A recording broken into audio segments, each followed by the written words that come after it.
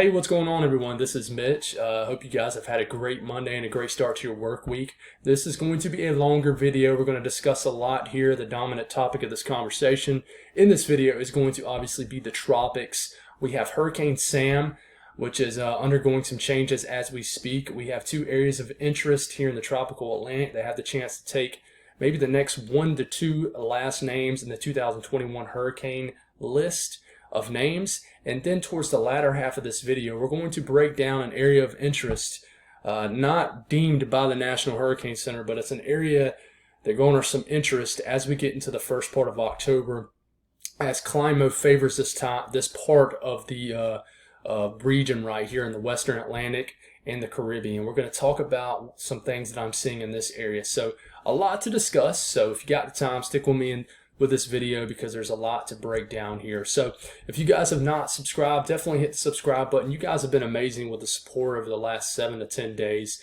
I'm on a mission to get to 10,000 subscribers before the end of the year. And just thank you all for the amazing support. Like the video if you like it. Rest assured, guys, I'm going to make my setup much more better for any new subscribers. I know that my setup needs to get better, and it's going to get a lot better. So I actually have some things arranged here in the next few weeks that I'm going to get a new computer and a much better setup. So this doesn't show in 720 for you guys. It can show in 1080, and it can look much better presentation-wise for you guys. So thank y'all for sticking with me regardless, especially the long-term subscribers, and just thank y'all for the amazing support throughout the last several months. It's much appreciated. If you guys got anything I can pray about, put it in the comments below. It gives me an opportunity to pray for you guys. It gives others the opportunity in the comments to pray for you also. So let's get going here. So we have Hurricane Sam. That is going to be the first thing we're going to talk about. But first off, let's look at this. This is the latest 2 p.m. update. By the time some of you watch this, as I'll always say, there'll be a new update. But 2 p.m. update, it's a 120 mile per hour storm, Category 3. You got two areas that both have an 80% chance to develop in the next 5 days, and you got this area right here, but we're not going to talk much on this. You notice you don't see anything in the Caribbean, and you're not for a while, I think, over the next few days, but there's definitely some things to talk about in that region. We'll get a closer look at Sam and what's going on here. What's happening with Sam as we speak is undergoing something called an eye wall replacement cycle. So basically, the inner eye wall has basically broken down, and the outer eye wall will become, which is these colder cloud tops you see in the more white and purple. The outer eye wall will eventually become the inner eye wall. What happens when this occurs is it happened with Ida, right as it was about to make landfall in Louisiana, is the wind field expands briefly, whether that's a few hours or a half a day or whatever it is, and the storm usually briefly weakens, and then when it can basically complete this cycle, it begins to start strengthening again. But there's still a healthy looking eye to the storm. We can really see this with the latest recon mission here and the observations from the hurricane hunters. You see these blue lines? Well, this is flight level winds, and then the red line is basically millibar pressure, basically how low the pressure is in the center of the storm.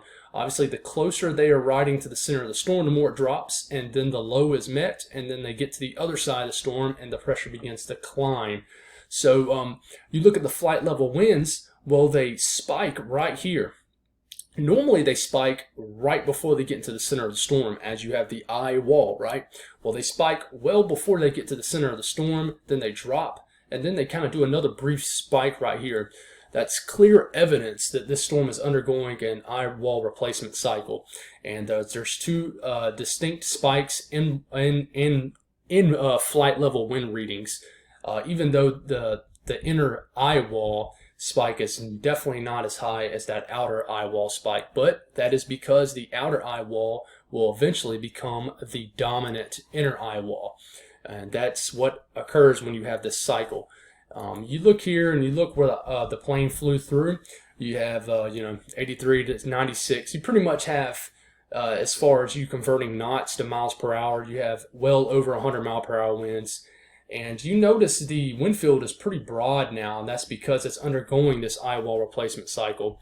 And normally that's what happens. It causes the storm to weaken, But briefly, it causes, say if this was impacting land, this would probably not be good news if it was making landfall, because I know that when I chased Hurricane Ida, when it underwent that eye wall replacement cycle as it was making landfall, I remember I was in Thibodaux, Louisiana, a decent bit away from the center, not too far, but a good, I would say, 15 to 20 miles. And it was well over hurricane force winds even there. Well, this is a fairly still compact hurricane. And when these cycles happen, the wind field broadens because basically the old inner eye wall becomes the outer eye wall. And then vice versa. Y'all get what I'm saying here. So, this is trying to build a new inner eye wall as we speak. It's very interesting, and you can clearly see it actually on this radar. Sorry, my internet's glitching a little bit. Another thing that I will be improving, be getting a new router and modem and everything. But you notice the colder cloud tops expanding from the center of the storm. That's clear evidence of the cycle that is going on here. So one thing we'll look at here is we'll look at the latest National Hurricane Center projected path of the storm. Notice it's still predicted to be maintain major hurricane status, and that tells us that it's going to begin to strengthen again after this cycle completes over the entire length of the Kona trajectory here. And it's still forecast to be a major hurricane well northeast of Bermuda. Good news for Bermuda is all the guidance has continued to shift east. GFS, I really believe, won this again for Hurricane Sam. I really think that altogether Sam, GFS took the win here, and Euro kind of took the L here as far as where the storm was going to go. GFS definitely held its own, and so I'm definitely going to give GFS the nod here over the European. But Bermuda is completely out the cone now, which is good because considering the fact this is going to be a compact storm, it's not a huge storm. Bermuda not being in the cone, they really might not see any effects at all, except maybe some breezy conditions and definitely some big-time waves off the coastal areas. But you look at the model intensity guidance. This is showing us clear as day that this is going to maintain hurricane status over the course of the next week. So one thing I am watching out for is areas of Nova Scotia and Newfoundland still, but I really think that maybe some things are trending a little bit better for you guys. So we look at the latest GFS. That is Bermuda right here. This is Sam. Ignore this area right here. We're not going to talk about that right now. I'm going to talk about that here in a second here. But notice Bermuda is right here, and then here comes Sam. It's a very strong storm.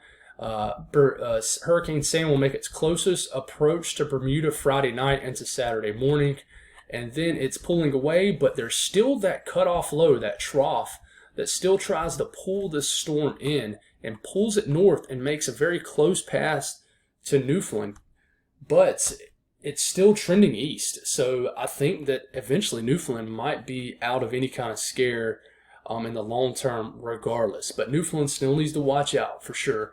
As you get into the latter part of this coming weekend into early part of next week. So going forward here, this thing could still get pulled in a little bit west from that cutoff low, but I would not worry too much right now. Look at the latest European. The European has definitely shifted east. You've got Bermuda right here. It does make a hard turn to the west, but then makes even a harder turn to the east and pulls away. And the European pretty much has this going out to sea. It doesn't affect anybody along North America at all. So that's good news for that. You look at the latest EPS ensembles, and that's Bermuda right here where my arrow is. Notice how big of a shift is from last night when we talked. This is to the east. So that's good news. Really, really good news there. So one thing we will talk about now is these two areas right here. We're not going to talk a ton on this because I really am not very concerned about this at all. There's two distinct areas. One could be Wanda or Victor, or I really think regardless, you're going to get at least one named storm out here. So this one has this one becoming the dominant storm to the furthest west. Eventually, this develops, according to the latest GFS, into an all-out hurricane at some point as we get into the late week. But it really, eventually, what happens here is when you have big-time hurricanes that form and then another tropical system that kind of follows the same path right behind it, you have something called an outflow, which causes shear anything behind it. It's like a whiplash effect. and it causes a lot of shear in the atmosphere. So whatever forms here eventually fades away when it gets whiplash here. And I'm just kind of made up that term. Well, whiplash isn't a made up word, but y'all get what I'm saying, and I'll show y'all what I mean here. SAM pulls away. This is SAM currently. SAM pulls away, and then you see an L that pops up here. This could be the next named storm. Well, look at this outflow, and this is 200 millibars right here. This is a bunch of outflow from what's left over from SAM. This hits here, all this heavier blue colors. That is a bunch of shear. Directional shear really disturbs tropical systems. They don't like it at all. And with a weaker storm, I really think that would mess up this storm. There is also a chance that this energy could sneak into the Lesser Antilles area, so y'all need to watch out in that area. It could kind of sneak into the Western Atlantic and then maybe into the Caribbean. There's been some guidance that showed that, but altogether, I don't think that is a huge threat from happening. Now we go back and we look at the storm behind it. There is a chance that could develop too, but I think the storm behind this storm, what's going to end up happening with it is it's going to gain too much latitude here, and it's going to get too far north. And when these things get too far north, they normally don't last long due to sea surface temperatures not being supportive of big time development at all. So going forward here, one thing we'll look at right here is the latest Euro, and we're talking about the same two systems. You check out SAM. SAM's heading on out, moving on out, and then you got these two storms that form here. Well, they do something kind of completely different than the GFS do. Both kind of form into their own separate storm, and they get really close to each other. And this scenario does not look realistic at all, but we'll watch it, and both of them form into their own decent storm, form into their own tropical storm. Two vortices, two pieces of energy that are very close together, but both get very far north before they get very far west, which means they get pretty much hit with some cooler sea surface temperatures, probably maybe some dust from the Saharan desert, and they meander away. So I think regardless, I think that these have a chance to take 1 to 2 of the next 2 remaining named storms in the hurricane season, 2021 hurricane list of names. But I really think these are just going to be out to sea, kind of ocean fish storms, basically. Now, the next thing we'll talk about is the Western Atlantic. When we get into October, this is an area that gets very active as far as activity. The main development region begins to shut down, and which is the tropical Atlantic, which basically which was what was the entire video we were just talking about on. The tropical Atlantic is the main development region, and this begins to get into the Western Atlantic. And what I want to show you here is 200 millibar off the GEFS streamlines. So basically what happens here as we're getting into the first few days of October is something called an anticyclonic flow gets going here. And it's basically something aloft that moves in the opposite directions as hurricane moves in. What happens here is it almost ventilates the storm. It basically enhances a big time convection. So moving forward here, what I'm showing you this for, even though it's 8 to 12 days out, is it gets very favorable for any kind of development in this region. So if you can get some vortices, some lowering of pressures to gets going in this area, it's definitely favorable for tropical development as what you call a ULAC, which is basically just an anticyclonic flow out here that basically is getting going here that promotes tropical development here. Sorry if I get my words tangled up a little bit. So you look at the latest GFS, and we'll see what we're talking about here. And as we're getting into early part of next week, you notice a low pressure pops up here. This is just one run, and then it gets going here, and this is getting 10 days out, and this turns into an all-out hurricane and hits the Yucatan Peninsula.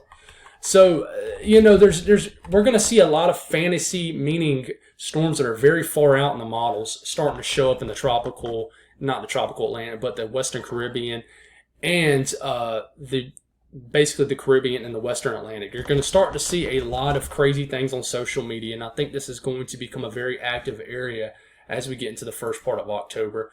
You look at the latest, I don't know why I had this pull up, but yeah, so I meant to have the European pull up, but you know, that's pretty much all I want to talk about on this area. I know what I want to show you guys here. We'll look at it right here. I'll basically show you the latest GEFS ensembles for this region, and this is from 18Z. Sorry guys, I meant to have this pulled up, but I'm already pretty far in time here, and only goes 168 hours out as the load run has not began finishing loading here. But as we're getting into the latter part of this weekend into early next week, you notice the bright yellow colors comes up, and that is basically signifying lowering of pressuring in this part of the region as we get into our first full week of October. So I really think the Caribbean is going to become a big time topic in the Western Atlantic. So if you live in the Bahamas or any places like that, definitely begin to watch out here as we get into the next several days, and I will have y'all more update on this. But that's all I got, guys. Thank y'all for the support. Thank y'all for tuning in, and y'all have a great night.